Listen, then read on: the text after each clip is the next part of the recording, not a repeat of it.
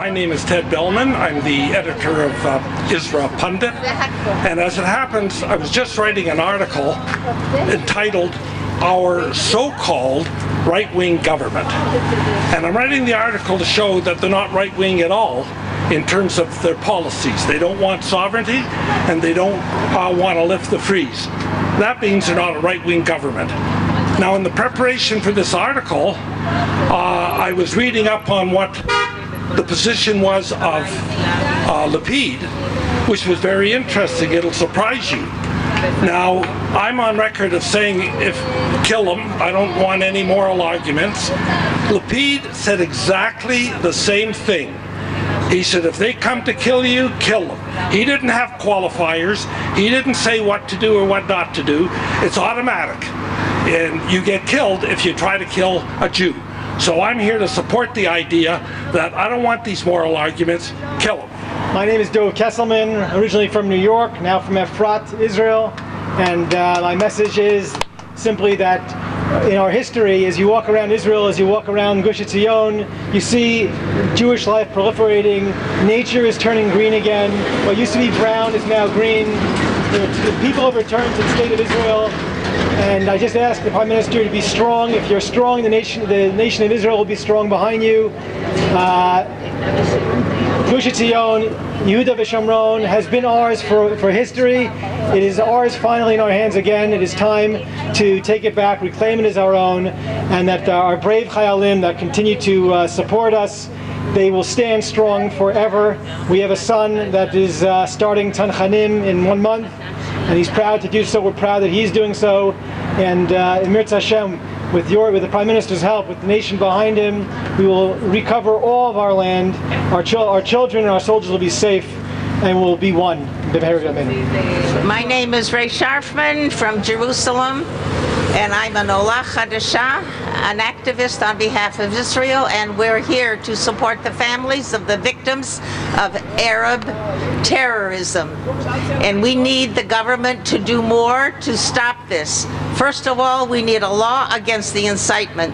Secondly, the families of those that terrorize must be punished also. They should be thrown out of the country. Secondly, don't destroy the houses. They just get money to rebuild them. Throw them out of the country, the whole family. And secondly, you know what? It pays to kill Jews. They get money, the families get money, their prisoners get money from the PA, which most of the money comes from the United States and the European Union. So let's stop that, and let's get serious to really punish the families of the terrorists. My name is Barbara Ginsburg. I'm from Mali Dumim. I want to speak to the people out there, everybody out there, whether it's on Facebook or they're walking the street. We can't go on like this. People are walking by, ignoring, not wanting to sign their name. I really don't know what's wrong with the Jews. We're getting stabbed every day, every single day. We have funerals. Aren't you tired of that? Are you living in a Jewish country? Or are you living in Poland or Russia or Nazi Germany? This is a Jewish country. We have to have sovereignty over the whole land to show our enemies time is not on their side. They're not getting 1 inch. It is all ours. It was given to us by Hashem, and that's how it is. We have to tell the world this, and we have to stop this stabbing. And there's no other way. There is no other way. We can't have cops here, cops there, cops all over. We have to have the whole land and tell the world it's ours.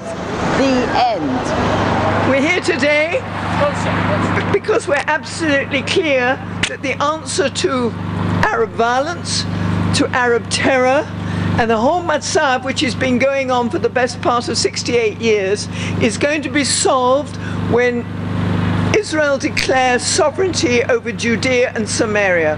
This is the heartland of Israel. It's the heartland of the Bible. God says that He's giving this land to the Jewish people. And if you want to call any of the cities in Judea and Samaria occupied, they're only occupied by Jews who they've been And we've been sitting there for many generations. We want sovereignty over Judea and Samaria now. To remind you that we do not have any allies. This was true. I remember I was graduating high school during the 6 Days War. We were alone. There was no country that came to help Israel. The United Nations walked out as soon as Egypt said, leave. They said, okay, bye-bye. What America gives are shopping coupons to strengthen the American economy, which is in the pits right now. And this is something that has to be remembered.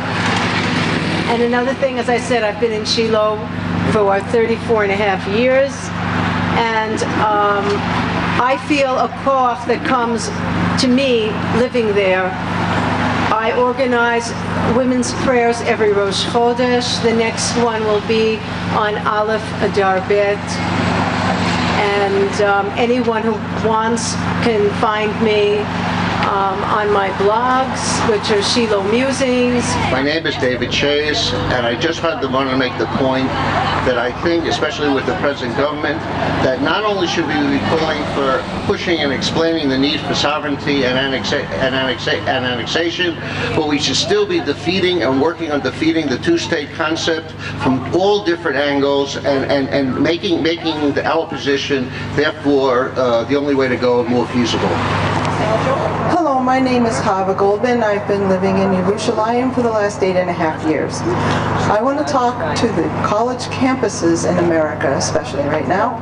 I understand that everybody there wants a safe space, but I have also been reading that they deny the Jews uniquely a safe space. Israel is our safe space. Makom Batuach Shalanu. And I just want you to know that people who interfere with our safe space and our desire to have one and to make one, that you are all hypocrites, and I would appreciate it if you would stop, please. Thank you very much. Faith Fliegler, Remote Olive,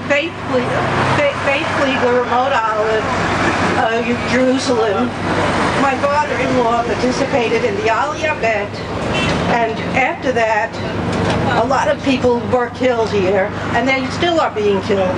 People are saying this is peace. This is not peace. This is an out-and-out war. You can't have two states in one state. We need sovereignty. I'm Karen Staldan. I'm an Olah Chadashah. We're allowing them to do this by not standing up for our rights and not spreading our sovereignty over the land to which we have a right. And we have such a right to this land, first and foremost because of Torah, but in addition to that, because of international law, and anyone who would bother to open up the law and open up the cases and open up history and look at history would understand this. So we have a supreme right to this land. Unfortunately, we're so afraid for some reason to stand up for ourselves, and I don't understand this. As Jews, we don't do it enough. And if we don't stand up for this land, believe me, the Arabs have no problem standing up for their rights. And they have no problem taking this land. And people don't understand what's going on, not only, as was said yesterday, not only in Yehuda and Shamron, but also in the Negev, also in Yerushalayim, also all over Israel. And we have to understand this. We have to stand up. And we have to continue to welcome beautiful immigrants that are coming on the wings of eagles every day, and continue, and we have to exert our sovereignty over our wonderful, wonderful land, Am Yisrael Chai. There's, in every generation, there's a Shera. There is a small number of people, the remnant. Eliyahu himself, our greatest prophet, after Moshe Rabbeinu, he said that he was the only one who did not bow the knee to Baal. And Hashem had to remind him, no, there's hidden in the land still 7,000 who are with me. but they're secret. And this is like a little secret group. It's not on the mainstream television because that's controlled by the leftists in the government and in the corporations. And so we need to get out the idea from our little group to all Israel and to the world, and we're doing it in various ways personally, and I believe that in the future we're going to have much more focus from the media on us. Baruch Hashem. One more thing I wanted to say is that it's very important to have the joy of Hashem and not to be afraid. Where this is a long battle, and we are not afraid of a long battle. And this has been the secret of our people. We've stayed together. Our population is about the same as it was 2,000 years ago. It's very interesting. I am Evelyn Hayes, the author of several books. The Plague series, Because Our Hearts Are Softened to Accept the Unacceptable. What's worse than the 10th plague, the firstborn dying? Twins. We saw twins murdered, each leaving a twin. And when the Twin Towers was attacked, I took out that poem. So I have several books of poems on the plague series because we're suffering plagues. And one of the reasons we're suffering plagues is because of this poem that's going to express it. It's called I Pretended I Did Not See.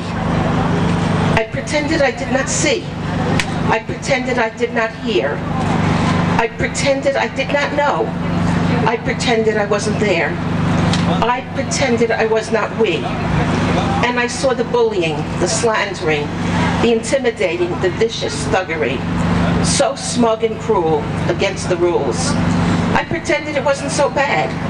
I pretended there was some glad. I pretended they were right.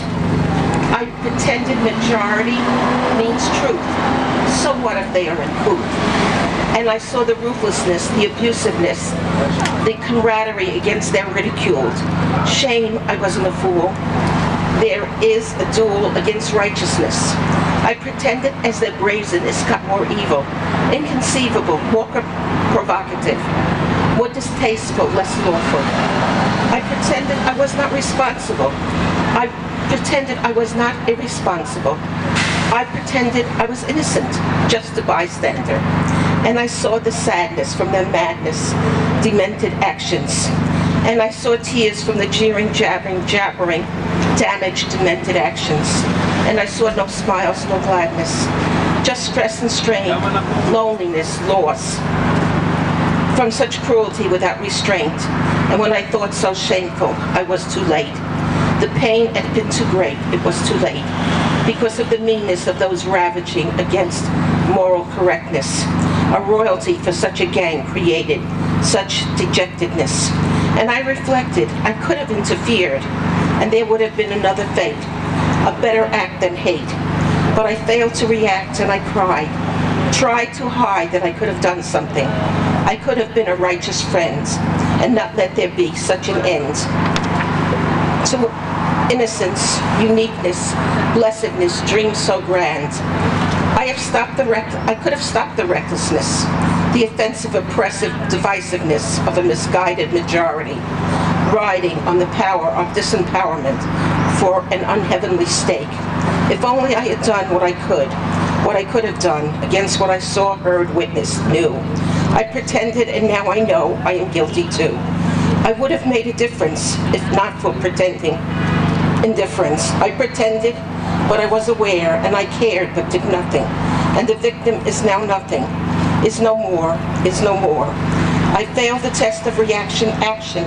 I did not give support. I did not retort. I did not report the crime. I did not fight for right.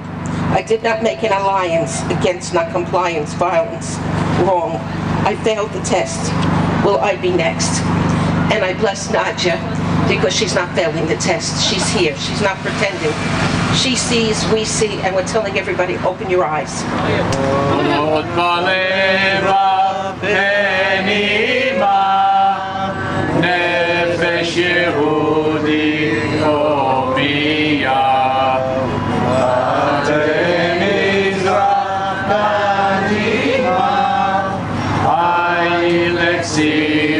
Sophia, oh,